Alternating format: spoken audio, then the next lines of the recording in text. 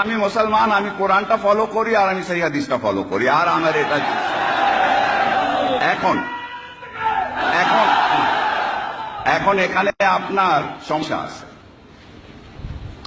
সমস্যাটা কোথায়? কোরআনটা নিয়ে তেমন সমস্যা নাই, কোরআনটা নিয়েও সমস্যা আছে কিন্তু তেমন নয়। সমস্যাটা চলে আসে আপনার হাদিসটা নিয়ে। এখন কোনটা সহি হাদিস কোনটা জয়ীফ হাদিস এটা নিয়ে আপনার কিন্তু কে এটা ঠিক করবে?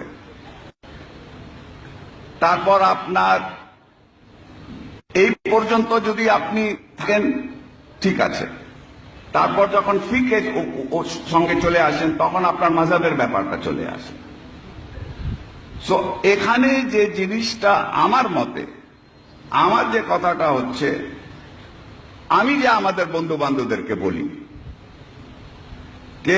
যে তোমরা এই জিনিসটা, আমি ঝগড়া করব না তোমার সাথে এই হাদিসটা জয়ীফ না এই হাদিসটা সহি, আমি সেই ঝগড়াতে তোমার সাথে যাব না।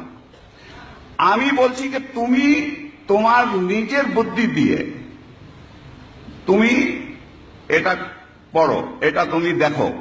তুমি যদি মনে করো এটা সহি আছে তাহলে সহি, তুমি যদি মনে করো এটা জয়ীফ তাহলে জয়ীফ। এটা আমি যে বলতেছি বা আমার ওপিনিয়নটা আমি তোমার উপরে গায়ের জোরে আমি কিন্তু ইম্পোজ করতে চাই না। এটা তোমার ব্যাপার, তুমি নিজে পড়াশোনা, তোমাকে আল্লাহ জ্ঞান দিয়েছে, তোমাকে আল্লাহ। আর এখন তো আপনার ইন্টারনেট আছে, ইন্টারনেটে গিয়ে আপনি সবকিছু করে তুমি নিজে তুমি এটা সিদ্ধান্ত নাও। এবং আমার